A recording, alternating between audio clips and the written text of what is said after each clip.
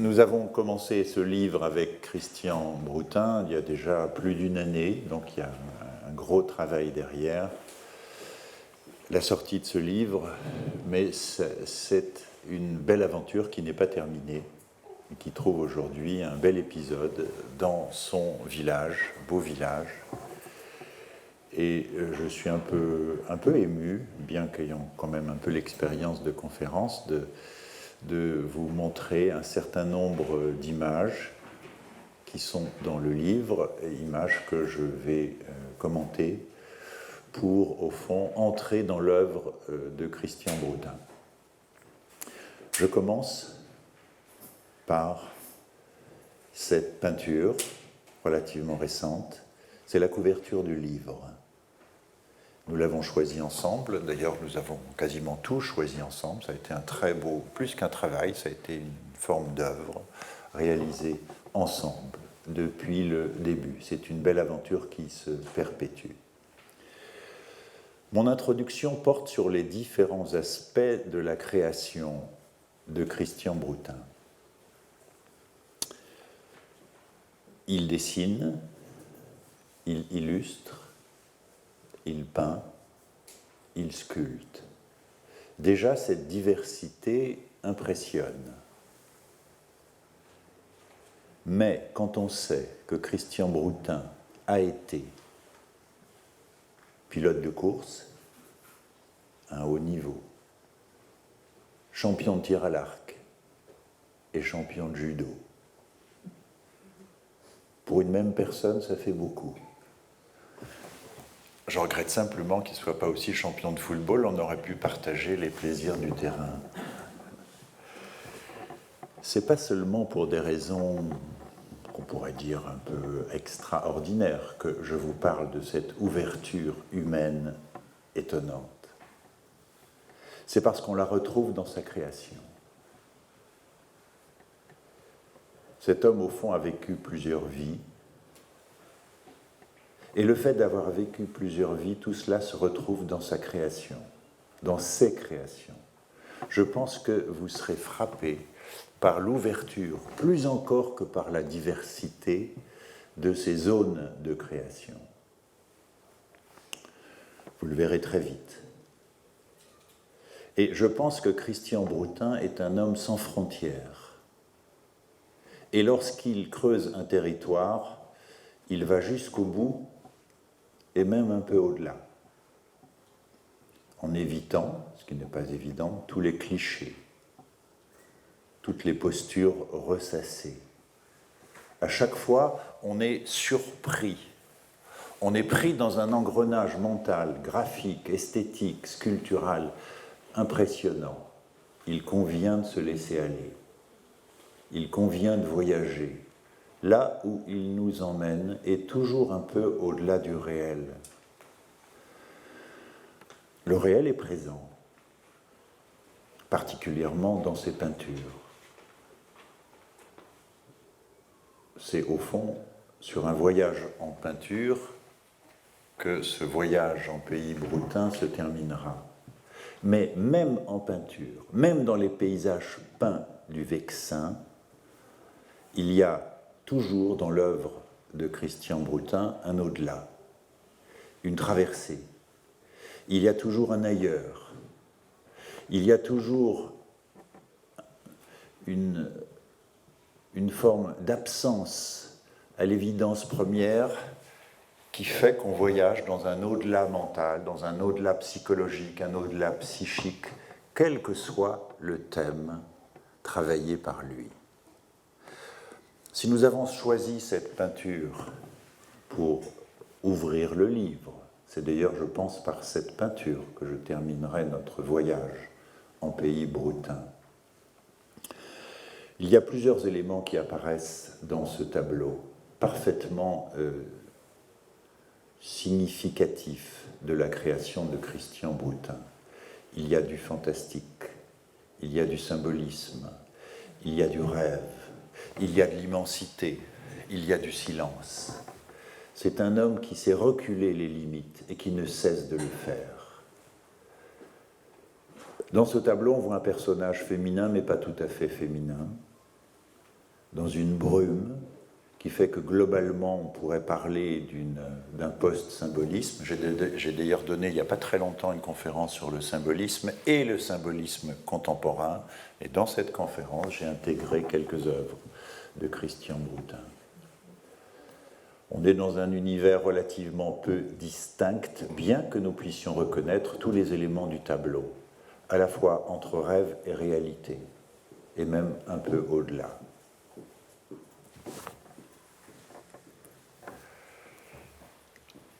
Dessin dans lequel on semble voir un peintre, on le voit de dos, c'est une forme de mise en abîme, on voit un peintre qui pourrait être Christian Broutin, qui peint à la fois un paysage que l'on pourrait probablement reconnaître, mais dans ce paysage que l'on pourrait probablement reconnaître, surtout les personnes qui habitent dans le coin, on voit aussi une sorte de corps fantastique, de corps féminin, de corps paysage, au bout donc de l'horizon.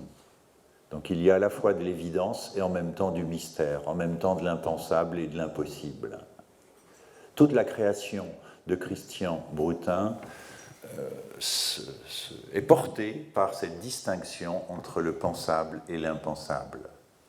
C'est-à-dire que nous, dans cette salle, à tel endroit, dans tel lieu, à telle heure, nous sommes dans une réalité que nous maîtrisons partiellement. Nous savons pourquoi nous sommes ici, quelle heure il est, etc. Il y a une organisation qui fait que nous sommes dans la réalité. Mais la réalité que nous tentons de maîtriser à coup d'intellect, de culture, d'idéologie, la réalité n'est pas totalement l'affaire des artistes.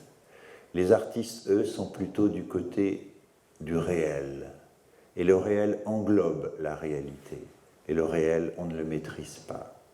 Aucun d'entre nous n'a choisi l'heure de sa naissance, n'a choisi son prénom. Et c'est cette part-là d'impossible et d'impensable qui fascine les artistes. Et dans toute œuvre d'art, il y a une part de réalité, bien sûr, pour qu'on puisse s'y retrouver, mais en même temps, on décolle. On décolle et c'est donc cette part non maîtrisable de la réalité, intégrée dans le réel, l'impensable du réel qui fascine les artistes. Ce qui fait que, quels que soient nos souvenirs, notre mémoire, notre culture, quand on est confronté à une œuvre de Christian Broutin ou à un autre artiste d'envergure, on décolle. C'est-à-dire que des zones mentales sont sollicitées, qui, sans elles, ne seront pas sollicitées. Alors, il y a une part d'humour dans cette œuvre dessinée de Christian Broutin, comme il y aura d'ailleurs souvent de l'humour dans ses créations. C'est-à-dire une distance supplémentaire. Quand il aborde un sujet grave, la vie est grave, il faut donc gravir, il intègre très souvent une part d'humour, une part d'ironie, de distanciation. C'est-à-dire que l'humour permet de n'être pas prisonnier de ce qu'on est en train de montrer. Christian Broutin a regardé. Il a su regarder et l'histoire de l'art est présente de près, de loin, dans toutes ses créations. On peut même dire qu'il apporte un élément étonnant, lui qui a illustré un certain nombre de revues. Il a démontré, dans ce que vous avez sous les yeux, que Playboy existait à l'époque de Rembrandt, ce qui est assez étonnant. Et vous voyez donc cette preuve-là. Il s'est emparé de l'œuvre de ce grand maître avec humour. Les personnages sont extrêmement attentifs. Et vous savez, nous savons tous dans cette salle que Christian Broutin a été un des grands illustrateurs de notre temps. Et ce n'est pas un hasard s'il a très souvent illustré des livres fantastiques, des revues fantastiques. Et on voit ici, avec humour, combien il peut s'emparer d'une œuvre d'art avec un mélange étonnant de respect et d'ironie. Donc, dans cette qualité de noir et blanc, ce n'est pas un hasard si je commence par vous montrer des œuvres réalisées en noir et blanc.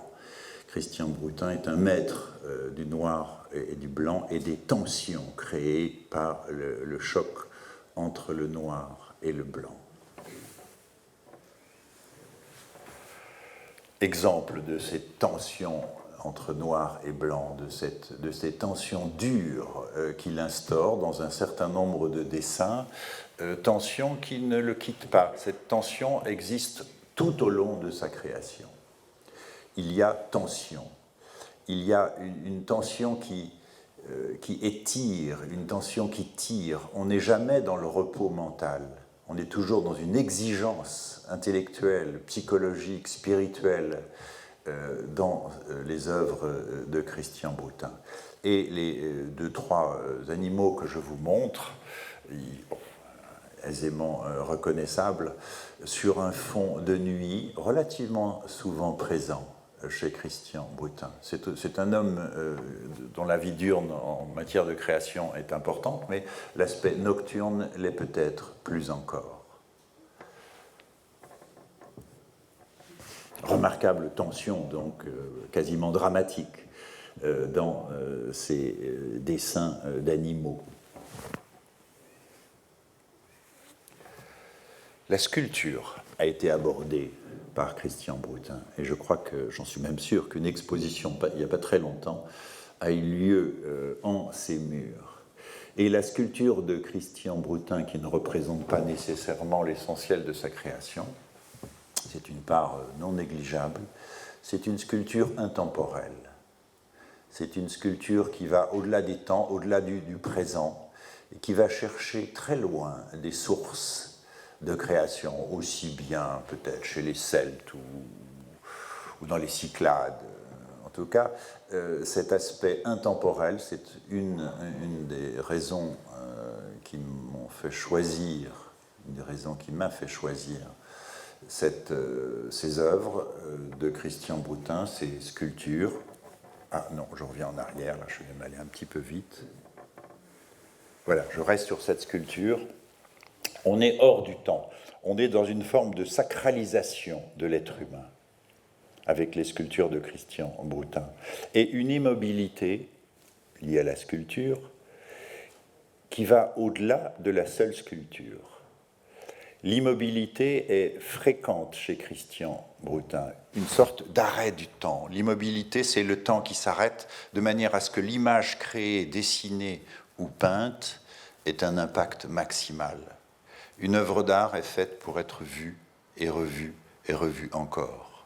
Ce n'est pas une image qui passe. La difficulté de notre époque pour les artistes, c'est que nous sommes saturés d'images passantes. Trop d'images tue l'image. Une image d'art est un arrêt du temps. Et nous avons besoin de cet arrêt. Nous avons besoin de nous arrêter sur la contemplation d'une image et sur l'impact qu'elle crée au profond. Très souvent dans les images, quelles qu'elles soient, les images d'art de Christian Broutin, une forme de sidération s'impose. C'est-à-dire que l'intellect est dépassé par au-dessus, par en dessous. Bon. Et ce qui fait que des zones mentales qui n'ont pas l'habitude d'être touchées, d'être innervées, sont touchées par la création. Et donc cette sidération a un côté, un rien miraculeux. Des zones mentales inexplorées, inexploitées sont éveillées lentement, et il convient de regarder, et de regarder encore pour que justement quelque chose se passe et pour que l'artiste transforme notre regard. Christian Broutin donc creuse dans ses sculptures une forme d'intemporelle sacralité, mais il ne craint pas aussi d'aborder des zones difficiles à voir, comme dans ce dessin dur, cru, pas beaucoup d'humour ou d'ironie dans cette présence tragique. J'étais il n'y a pas très longtemps à Lyon où il y a une grande exposition sur les vanités, et Christian Broutin aurait pu participer à cette exposition. On se rend bien compte qu'on part d'un visage considéré comme beau. Et ce visage considéré comme beau est en somme attaqué dehors, dedans, bousillé, déformé. Donc le thème de la vanité, c'est de nous mettre en présence avec la mort qui fait disparaître la beauté, avec les accidents de la vie qui font disparaître ce qu'on considère comme beau. Et il arrive à Christian Broutin donc d'aller dans ce sens, même si ce n'est pas l'essentiel de sa création. Et donc j'ai tenu à vous le montrer. L'ironie, le grotesque et l'éros coïncident et fonctionnent ensemble admirablement. Donc il y a dans ce dessin qui confine à l'érotique, il y a une part fantastique, il y a une part d'ironie et d'humour, parce qu'on ne s'attend pas tout à fait à ce type d'étreinte. Et là encore, on voit combien Christian Broutin échappe au cliché en introduisant d'autres éléments qui aèrent la création. Et cet aspect aération de la création existe tout au long de toutes ces créations. Je crois que ces œuvres sont dans le livre, nous l'avons intégré dans une dimension érotique, mais l'érotique en question, loin des clichés du genre, introduit un humour fantastique totalement inattendu. En tout cas, la tension des noirs et des blancs, rappelez-vous les dessins d'animaux que j'ai montrés au début, se retrouve dans ces dessins, dans la dimension d'éros de sa création et du livre. Difficile de privilégier un point précis. L'œuvre de Christian Broutin est la plupart du temps extrêmement voyageuse, aventureuse. Il y a sans doute en arrière-fond, et de très loin venu, le sourire de la Joconde. Mais au-delà de ce sourire de la Joconde qui imprègne le tableau, il y a une ouverture aventureuse qui fait qu'aucun point précis peut être retenu, si ce n'est que ce sourire lointain envahit totalement l'espace du dessin. C'est un des grands beaux dessins de Christian Broutin. Le fantastique, quasiment premier degré du fantastique. Le fantastique prend évidemment distance avec la réalité. Il est présent depuis des siècles et des siècles. On le trouve chez Archimboldo, chez Jérôme Bosch et même chez Christian Broutin. Et l'aventure du dessin, lorsque le fantastique est abordé, nous permet de nous retrouver à 1000 lieues du monde que nous connaissons. Petit personnage qu'on retrouvera dans plusieurs peintures. Tout petit personnage, solitaire, dans une sorte de labyrinthe vertical inextricable qui pourrait faire penser aux prisons pyrénéennes, à cet univers fantastique que Piranèse a développé toute sa vie, qu'on retrouve aussi chez Christian Broutin. Le thème de l'intériorité, de la grotte, n'est pas rare chez lui.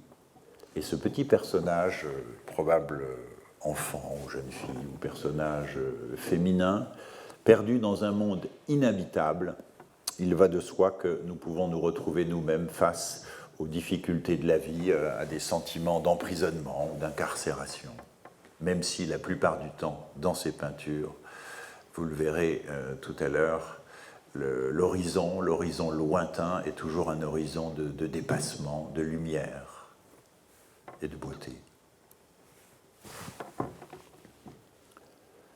Personnage féminin dangereux, on n'est pas loin d'être face à face entre ce personnage, cette magicienne, cette fée, cette sorcière, dans un monde de tempête, où les éléments de lumière, un rien scabreux, un rien modifié par l'opacité générale, obligent à un face-à-face surprenant, dérangeant, troublant, et éventuellement fascinant. On reste toujours dans la tension des noirs et des blancs. Grand territoire de Christian Broutin. L'univers fantastique est le jeu de massacre des évidences d'une architecture naturelle est une des constantes de sa création. La fascination pour les grandes falaises, pour la dimension presque sacrale de ces grandes falaises qui dominent l'être humain, Et cette beauté de la tension des horizontales et des verticales, due à la puissance surgissante de la nature, est un des aspects très puissants de sa création. Et en même temps, si on regarde l'opposition fréquente, une grande œuvre d'art est une œuvre toujours contrastée. C'est-à-dire, en général, hein, le peintre du dimanche, j'ai rien contre les peintres du dimanche ou du lundi, évite les contradictions. Il en a peur, il les fuit, il les efface, il les annule. Au contraire, une œuvre d'art, plus elle intègre des tensions et des contradictions, plus elle est tendue, plus elle est forte, plus elle éveille. Et les beaux artistes sont des veilleurs et des éveilleurs, et parfois des émerveilleurs. Donc, regardez la délicatesse de la partie droite du tableau, avec l'horizontalité de l'eau et des plages, et puis au contraire, la tension surgissante de ces verticales rocheuses, cette tension-là entre la fragilité et le dur et l'implacable, c'est une des constantes de la création de Christian Brutin. Avec un rien d'humour sur cette fragile maison, on retrouve très souvent un peintre creuse une direction. Une vie ne suffit pas à épuiser une direction. L'opposition de cette verticale qui fait exploser la tranquillité de la nature, et puis la délicatesse de l'eau, la fragilité, la couleur commence à apparaître. J'ai un peu construit mon intervention sur l'apparition lente et progressive de la couleur. En tout cas, quasiment un noir et blanc sur la partie gauche et une délicatesse chromatique infinie. Et ces tensions-là constituent un des éléments de la beauté de ces créations de Christian Brutin. Quelques points de départ que l'on pourrait repérer ici ou là, du côté du Mont Saint-Michel, du côté aussi de la peinture. Je pense à l'Île des Morts, un des chefs-d'œuvre du XIXe siècle. Christian Brutin a regardé les peintures d'hier et d'aujourd'hui. La puissante tempête du ciel fait écho à la relative tranquillité du bas du tableau. Remarquez qu'il y a comme une inversion. L'opacité du haut du tableau retrouve l'opacité du bas de cette roche immense. Et puis une petite lumière tout en haut semble créer une forme d'éclair dans une tension d'opacité générale. Il est nécessaire qu'un certain temps de regard se passe pour chaque œuvre. Probablement que Christian Brutin s'est nourri de mythologie ancienne. Le personnage au premier plan, on ne sait pas s'il est victime, on ne sait pas si c'est un magicien qui opère à ce surgissement volcanique. En tout cas, on est dans un délicat ensemble très subtil de couleurs, ce qui fait qu'à part l'éruption volcanique est parfaitement centrale, l'œil vagabonde dans toutes ses nuances délicates et vagabonde sans fin. Regarder une peinture de Christian Brutin, c'est justement vagabonder sans fin. Je ne sais pas si on a affaire à une illustration, peu importe. En tout cas, ce visage vampiresque, dur et cru, ce visage à la fois blanc et noir avec la toute petite tache rouge, le rouge et le noir, c'est probablement le dualisme saisissant d'une grande partie de la création contemporaine. Le rouge et le noir. Il n'y a pas de tension plus forte et plus dure encore que le noir et le blanc, entre le rouge et le noir. Un très grand nombre de peintures jouent sur ce registre, même s'il s'agit, comme ici, d'une présence infime, mais cette présence infime est terrifiante de présence. Et l'arbre innombrable fait écho à cette noirceur d'abîme qui naît peut-être des yeux, qui entoure le visage et qui se perpétue de manière innombrable dans un ciel qu'on devine tout en bas à gauche, à la fois en même temps très délicat et très fin.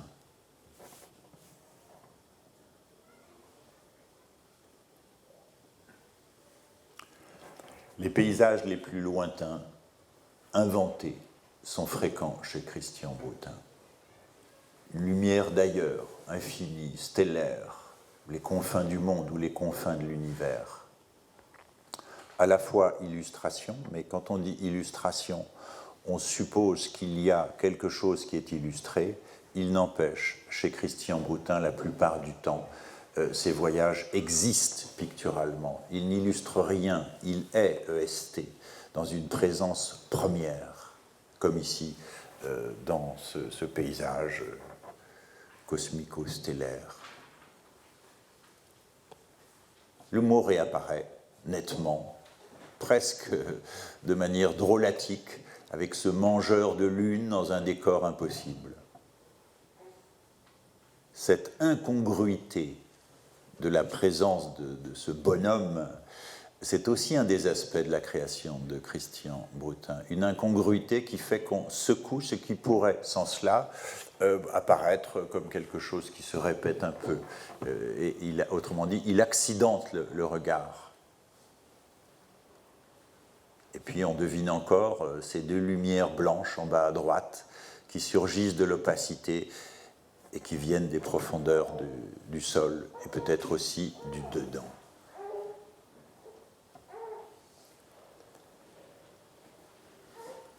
Le monde des lointains peut aussi être celui des profondeurs océaniques. Je pense par association d'idées à un autre ami, Roland Catte, que Christian Brutin a connu. Et Roland Catte est un des maîtres des confins océaniques. C'est-à-dire qu'on est dans un autre monde. Et dans cet autre monde, une étrange lumière, impossible, venue d'ailleurs, avec des précisions de relief divers dans le bas du tableau. Ce qui fait qu'il y a une présence qui paraît réaliste dans un ensemble qui ne l'est pas.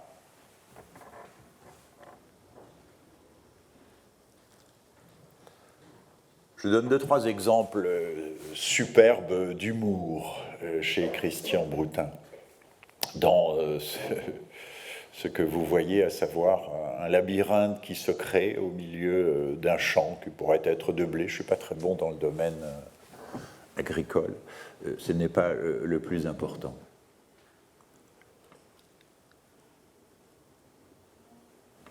Un autre exemple de l'humour ou de l'ironie de Christian Brutin. C'est un couple parfait, je ne sais pas ce qu'en penserait MeToo. Alors comme je ne sais pas, je n'en pense rien de ce côté-là.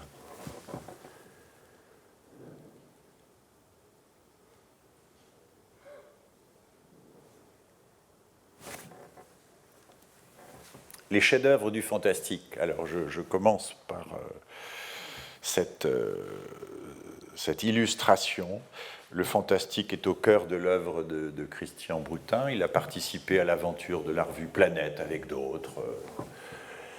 Et les chefs-d'œuvre du fantastique, certains d'entre vous se souviennent de cette revue, essentiellement centrée sur le fantastique, et plusieurs livres regroupant de très nombreux textes de Lovecraft, Philippe Cadic, d'autres, ou des auteurs français. Eh bien, il y a eu des anthologies parues, et à plusieurs reprises, donc c'est Christian Brutin qui a illustré ces créations de livres. Fantastique, aberration.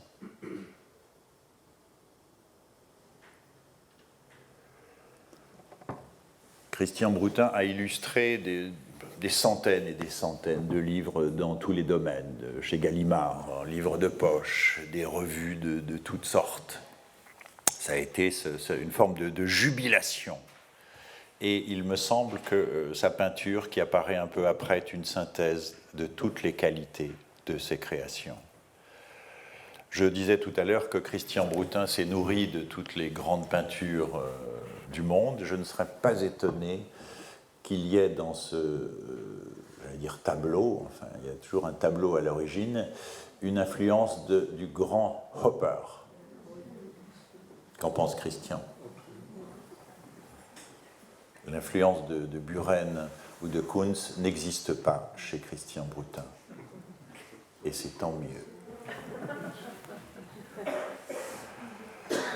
Alors, il a donc illustré des livres fantastiques, il a illustré des polars, il a illustré des livres de suspense.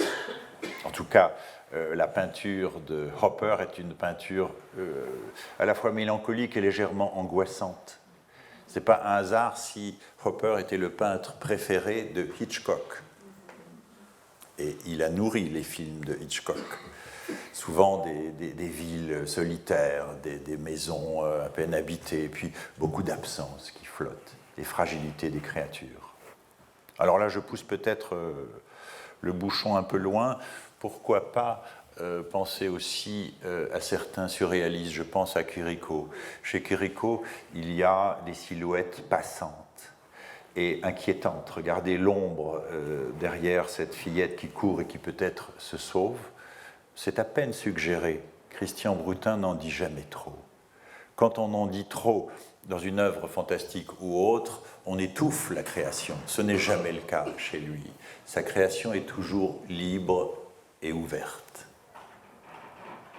Alors rien n'est dit sur le personnage au centre du tableau, l'autre personnage derrière une fenêtre qui semble observer un spectacle qui pourrait être inquiétant, qui l'est peut-être, mais pas nécessairement.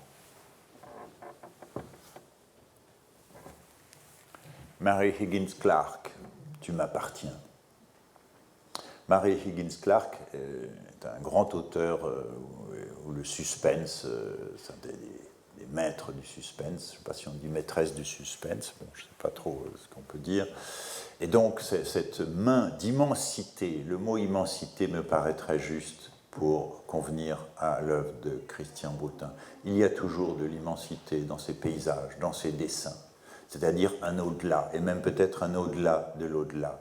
Ce qui fait qu'on n'est jamais ici et là, on est toujours un peu ailleurs. Alors il y a ce personnage au centre avec une sorte de forme relativement peu identifiable, rougeâtre, la forme noire du personnage. Et puis cette main qui pourrait étreindre et écraser le personnage. En même temps, regardez combien la composition est d'une grande force et d'une grande subtilité. La tête du personnage est exactement sur une ligne d'horizon, une couleur un peu solaire, ce qui est plus que présente, ce qui fait que du coup la tête se voit de manière impressionnante. Je montre maintenant, on se rend un peu mieux compte comment fonctionne Christian Broutin. Voilà la peinture. Et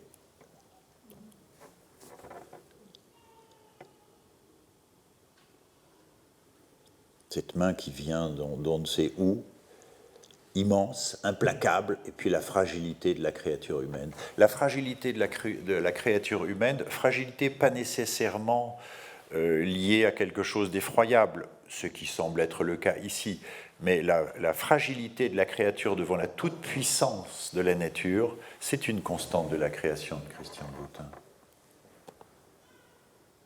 Voilà quelques exemples de couverture, très grande délicatesse du visage et opposition contrastante, cette dureté de cette roche qui vient briser la surface, cette contradiction entre différents éléments d'un tableau, cruauté d'un côté, extrême finesse, extrême fragilité de l'autre. C'est cela qui constitue la beauté d'une grande œuvre.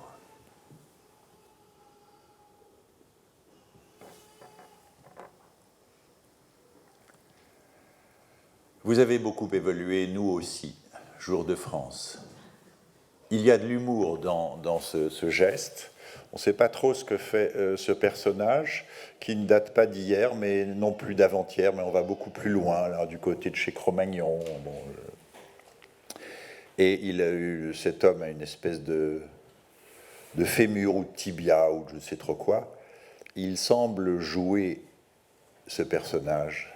Donc Jour de France est une revue qui a évolué depuis l'époque paléolithique. Je montre maintenant l'œuvre d'origine. Là encore, on voit que le golfe existait à l'époque préhistorique, contrairement à ce qu'on pourrait penser.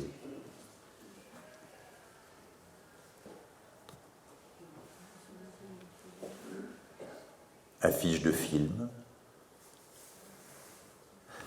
J'attire votre attention sur la chromatique de cette œuvre.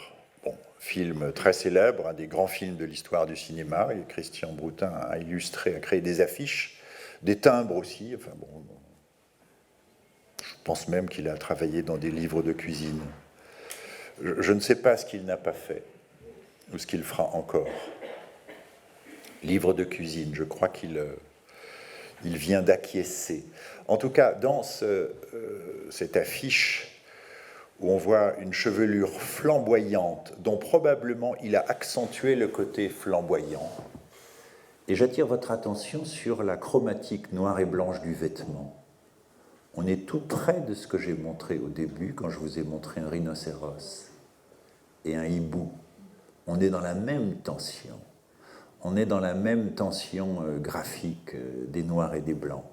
Et bien entendu, le surgissement de la tête là, qui transperce cette opacité graphique, l'impact est remarquable.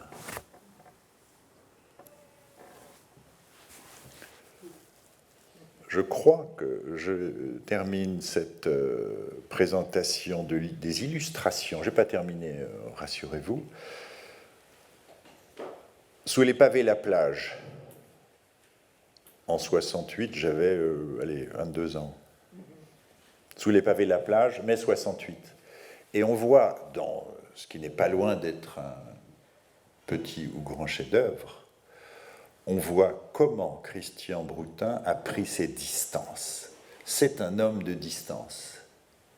Et ça veut dire que par rapport à la réalité premier degré, il y a toujours chez lui un 7e, un 8e, un 10e, un 12e degré. Et on voit un bâtiment que je ne sais plus qui a tenté de recouvrir, mais heureusement ça n'a pas duré très longtemps. On voit comment Christian Broutin prend ses distances et ajoute une charge poétique, romantique, fantastique, drôlatique, sous les pavés la plage. La plage, on la devine, mais cette plage a un côté aussi solaire. Il y a comme une forme d'incandescence qui couve sous les pavés. Et le ciel à l'horizon, à la fois lumineux et opaque, apporte cette tension de contradiction qui éclaire les grandes œuvres. J'aborde la peinture par le biais de la couleur. Le registre spirituel, sacral, psychologique de Christian Broutin est d'une vastitude impressionnante. Il y a chez lui très souvent un côté cosmique. La délicatesse chromatique des bleus et des différentes nuances de bleu impressionne. Comme ici dans cette première œuvre que je montre. Et puis dans ces paysages de vastitude, d'immensité, d'irréalité, de fantastique, avec deux petites taches vitales, en bas à gauche une espèce d'insecte humanoïde et puis l'oiseau. Monde de nudité. La nudité spatiale naît du fait que Christian Broutin élimine tous les détails superflus. Il laisse respirer les tensions de l'imaginaire, les éléments d'imaginaire fondamentaux. Il ne les sature pas de détails inutiles. La terre, le ciel, la roche. Plénitude, dû au fait que tous les détails inutiles n'existent pas. J'ose parler de nudité, même aussi de pureté. Ça fonctionne ensemble. Les oreillers, l'intimité de l'humanité, le couple, sur un fond de paysage qui n'en finit pas de s'étendre au loin, à la fois diurne et nocturne. explosion donc des mythes qui structurent la réalité, des critères de réalité. Donc on n'a pas le choix, on se laisse emporter.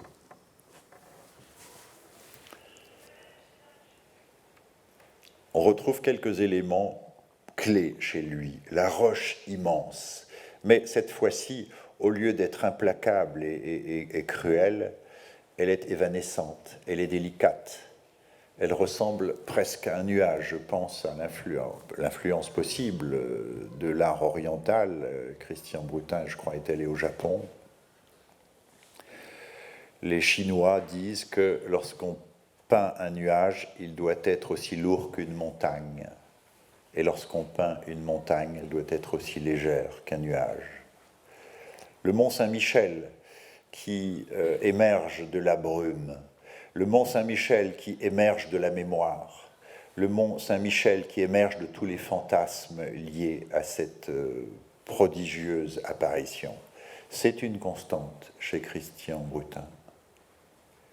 Il y a aussi le bateau, il y a aussi la barque qu'on retrouve dans l'île des Morts de Böcklin, un des grands tableaux de la fin du XIXe siècle, un des maîtres tableaux précurseurs de l'expressionnisme, qui n'est pas très loin de l'imaginaire de Christian Broutin.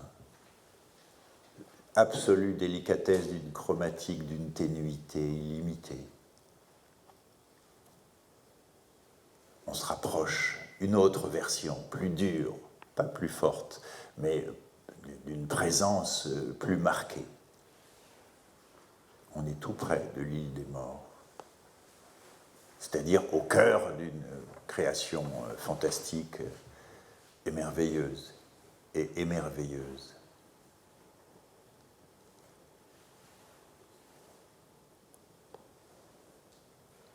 Je crois, peu importe, je pense qu'il s'agit d'une illustration, mais les confins de la jungle et des lointains du Brésil fascinent Christian Broutin, une sorte d'effervescence de la matière végétale. Effervescence équilibrée par cette délicatesse infinie d'un bleu, d'une discrétion elle-même infinie. Je pense par association d'idées à une peinture de Gaspard David Friedrich, où au début d'un paysage on voit un arbre qui empêche peut-être d'aller plus loin, une échancrure dans l'arbre et des personnages qui regardent au loin. Je ne serais pas étonné que Christian Broutin, qui a beaucoup vu, ait vu également Gaspard David Friedrich.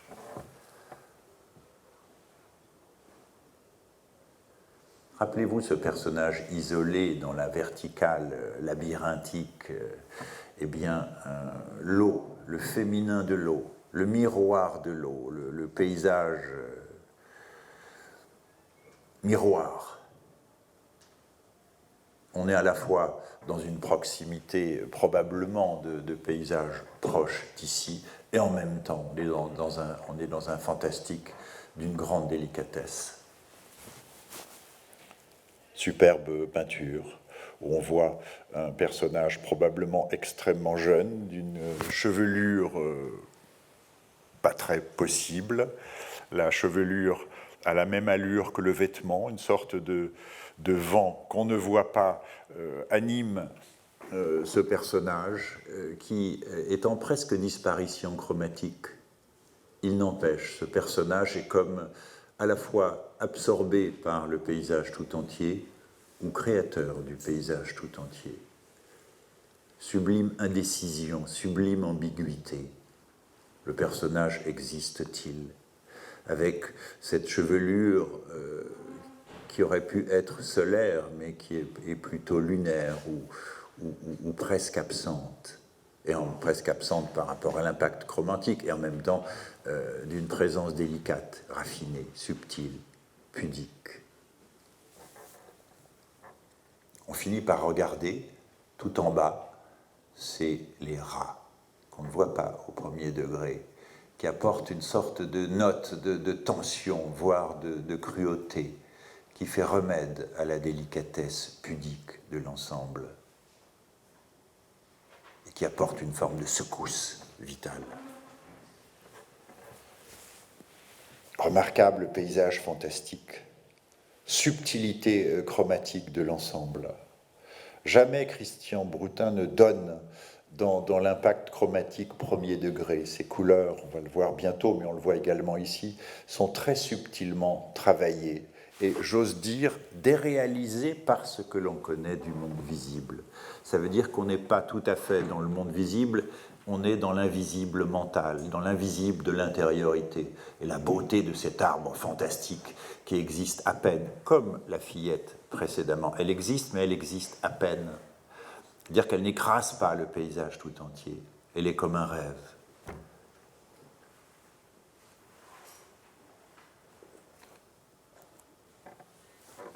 C'est une photographie.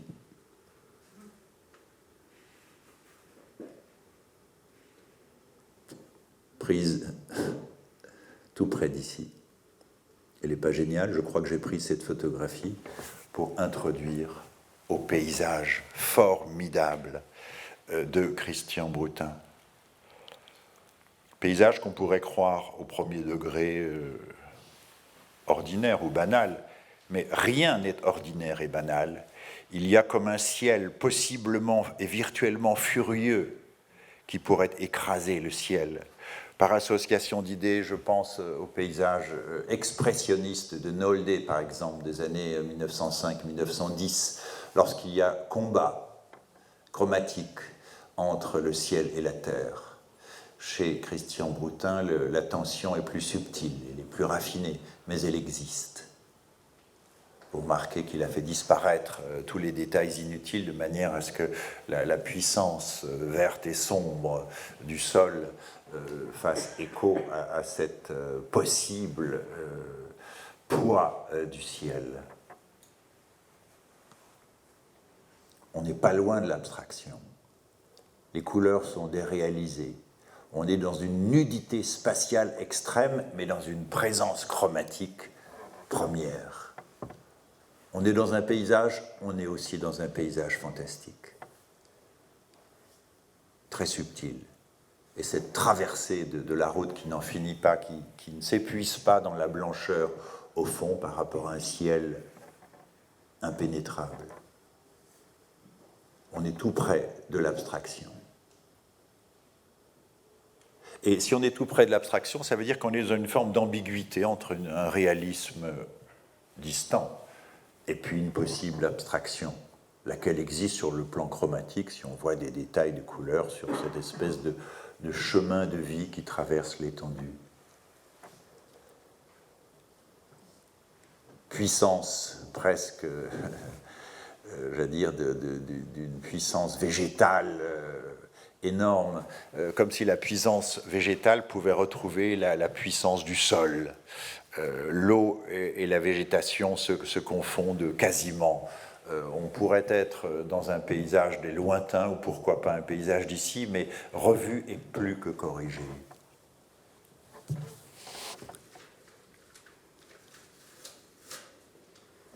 On est dans des aplats, c'est-à-dire des tensions chromatiques qui vont jusqu'au bout de leurs possibilités, même s'il n'y a pas d'excès de la couleur elle-même. On est tout près de l'abstraction, comme si Christian Broutin avait dégagé quelques aspects d'une puissance tellurique qui porte le paysage, le rend d'une mobilité métamorphique, tendue, et tout près de l'abstraction encore. Les méandres de l'eau, les méandres du mental, dans une subtilité complexe, on a l'impression d'un puzzle de couleurs, qui ne s'épuise pas dans la frondaison sombre de l'horizon. Nudité, j'en parlais tout à l'heure, je crois que le mot convient parfaitement à ce paysage dénudé, dépouillé, qui laisse vivre cette diversité de couleurs, qui ne s'affrontent pas, elles s'épousent, ces couleurs. Elles ne sont pas en tension violente comme dans certaines formes de l'expressionnisme, au contraire, elles s'étreignent avec délicatesse.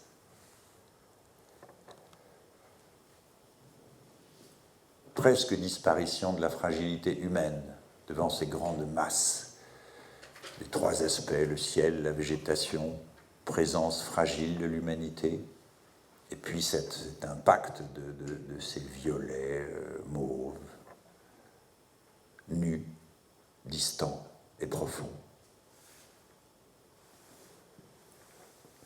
Le soir, le bleu du soir, la solitude chromatique d'un bleu qui est une des couleurs privilégiées de Christian Broutin, dans une presque abstraction, dans un grand silence.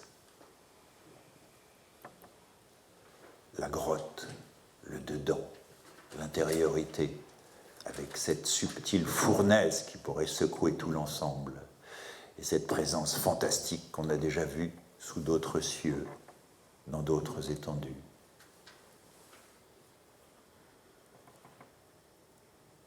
Le fantastique absolu, la puissance de l'eau multipliée à l'infini, fragilité une fois de plus, regardez combien le premier degré du bâtiment est décliné comme une sorte de mise en abîme. On voit trois aspects, peut-être d'autres continuent jusqu'à l'infini. En même temps, au bord de l'abîme, au bord de la chute, mais pas dans l'abîme, pas dans la chute. Impressionnante verticalité, puissance absolue de la nature et fragilité de la créature humaine.